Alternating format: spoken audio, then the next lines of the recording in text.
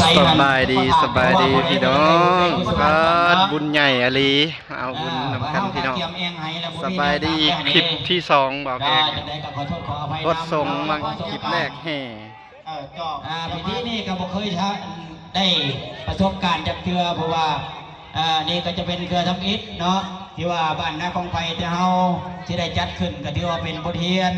อันใดผิดพลาดก็ขอโทษขออภัยนำพ่อแม่ครูบาอาจารย์แล้วก็ทั้งญาติพี่น้องผมมีเป็นเกียรติเข้ามาร่วม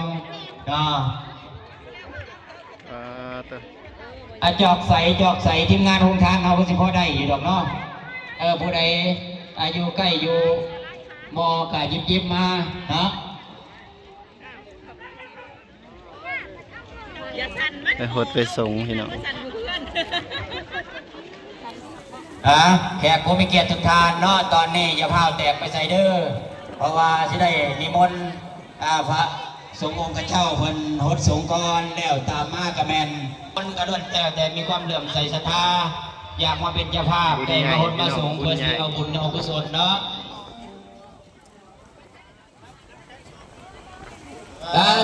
คนหลายนี่เนาะ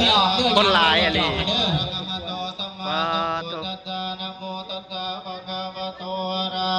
อะโตสัมมาสัมพุทธัสสะนะโมตัสสะภะคะวะโตอะระหะโตสัมมาสัมพุทธัสสะสยันโตโพธิยามุเรสกายานังนันเทวัตโนเอวังตวังวิสโยสยสุสยมังคะเรอปราเตตะปันลังเกติเสปทาวิโภคะเรอภิเสเกสัมภะพุทธานังอาคาปโต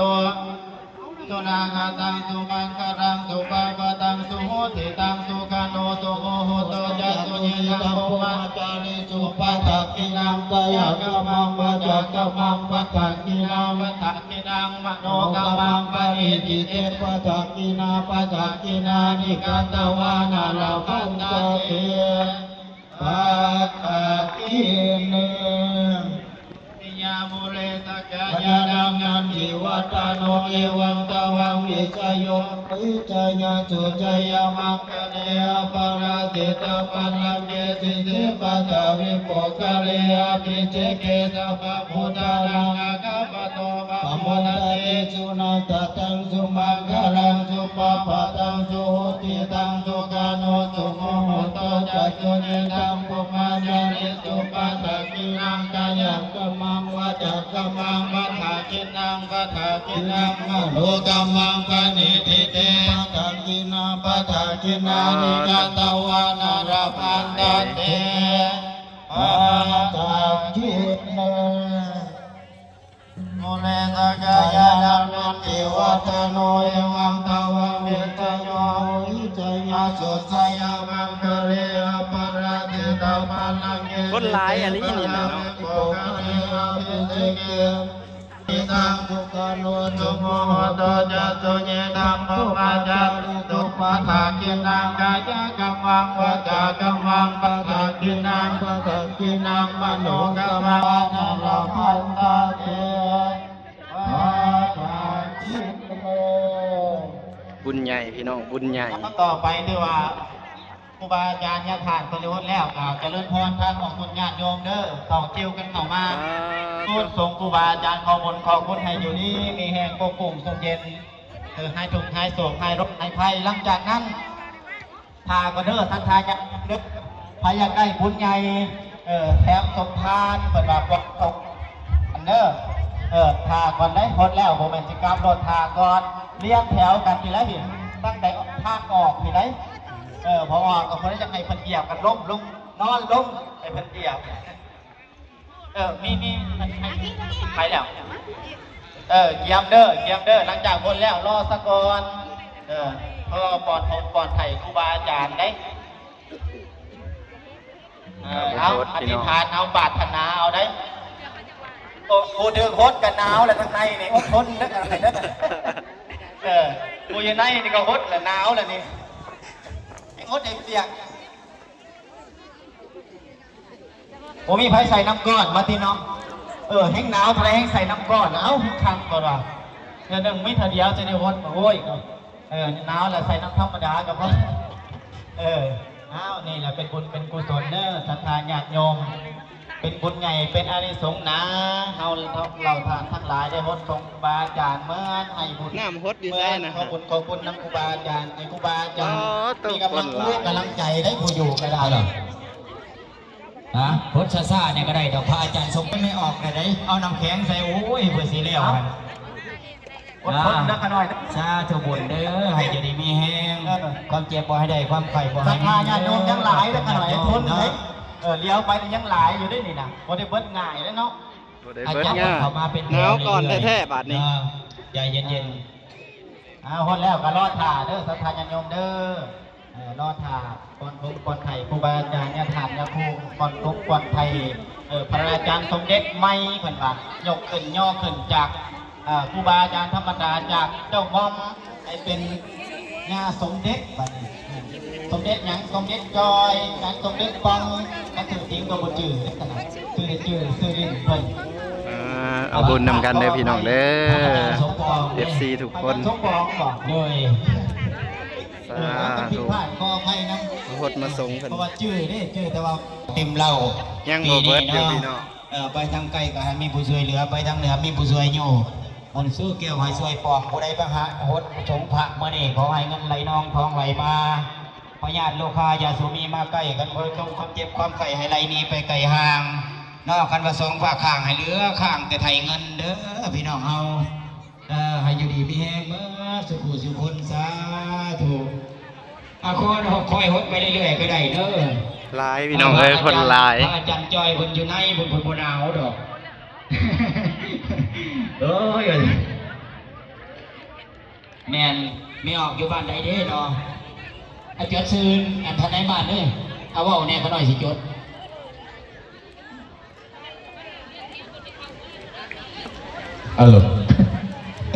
โอ้โถเนาะภรรยามาวันไหนกูผ่าโจทย์ปันที่คนมาทางเมนัยเนาะเด็ดอุดมภรรยาของทางโคศกเพิ่นนั่นแหละเนาะมีปัจจัยเท่าไหร่พอ50,000กีบเนาะทางเมนัย ยังบ่แล้วพี่น้อง แม่สัตว์มีปัจจัย100 บาท100 บาทขออนุโมทนาสาธุบุญคำนำสู่ปรารถนาสิ่งใดขอให้ได้สิ่งนั้นสมดังมโนหวังส่วนอโลกาอย่างอย่าได้มีมาต้องขอให้เงินทองล้นเกินคนในโลกความโกรธเว้นให้อย่าได้มีให้มีแต่อยู่บนโลกสุขขัง เพื่อสิแล้วพี่น้องเอ้ยคนหลาย สาธุเจ้าเอากาที่ว่าได้มาฝากสื่อฝากเสียงไว้พี่น้องเฮาพี่น้องเฮาเกียมปอนทงเงินทงทำมีพี่น้องเฮาไผ่เจ็บหลังเจ็บแมวเนี่ยนอนโลดเลยคนเหยียบเนาะเมกองเพลงนามุงฟังโดยครอบครัวมีปัจจัย20,000 กีบมื่อนี้ถือว่าเพิ่นก็มาห่วมเป็นเจ้าของโรงทานนำพระเจ้าเนาะปัจจุบันนี้กำลังการเกี่ยมพิธีทางศาสนาของเรากมจะสำเร็จแล้วเนาะอย่าลืมพี่น้องอย่าพลาดเมื่อเพราะว่าจะได้ร่วมการฟ้อนจากลูกหลานเฮาถือว่าในการสุดท้ายพอพิธีเฮายังบ่ทันสิก่อนไฟเจ็บแขงเจ็บขาลงการเกี่ยมเงินน้อยเงินใหญ่ไว้ปอนทงเพิ่นพี่น้องเนาะเอาถือว่าปอนไปนิดหน่อยพวกเฮาตามความเสื่อพี่น้องเฮาเนาะให้ปอนได้ก็ได้บุญหลายเป็นว่าเนาะถือว่าในชาตินี้เฮาได้ฝากบุญไว้เกิดไปในชาติหน้าก็โอ้ยจะได้เป็นเศรษฐีพี่น้องเฮาเนาะโอ้โธ่ทานย่ายคำเองบุญลือฤทธิ์เนาะถือว่าพันตีคำเองบุญลือฤทธิ์เนาะถือปัจจุบันนี้กาถือว่าเป็นหัวหน้านักรบเนาะภายในกุมารที่จิตเนาะถือว่าอดีตพันตีเนาะย่ายคำเองบุญลือฤทธิ์นี่ผู้ข้าเคยห่วงน้ำเพิ่นเนาะเป็น100 บาทเนาะเจ้าคอยสมบัติมงคลเจ้าสู่ขวัญเนาะขั้นมาถึงตัวเจ้าเขาแก่สารการมีที่กินแต่ทานชิ้นสวยสู่นำโย